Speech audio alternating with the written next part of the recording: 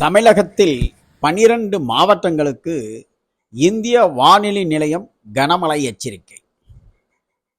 தென்மேற்கு வங்கக்கடலில் தென்கிழக்கு வங்கக்கடல் பகுதியிலும் மேலடுக்கு சுழற்சியின் காரணமாக தமிழகத்தின் வடகிழக்கு கேரளா வளிமண்டல பகுதியில் கீழடுக்கு சுழற்சி ஏற்பட்டுள்ளதால் தமிழகம் புதுவை பகுதிகளில் 12 மாவட்டங்களில் கனமழைக்கு வாய்ப்பு.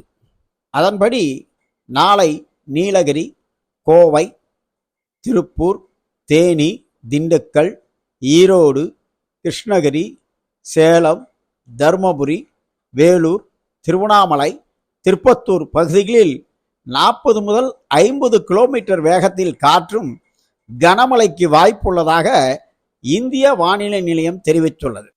மேலும் சென்னை மற்றும் புறநகர் பகுதிகளில் மேகமூட்டத்துடனும் லேசான மழைத்தூறலும் இருக்கும் என சென்னை வானிலை நிலையம் தெரிவித்துள்ளது.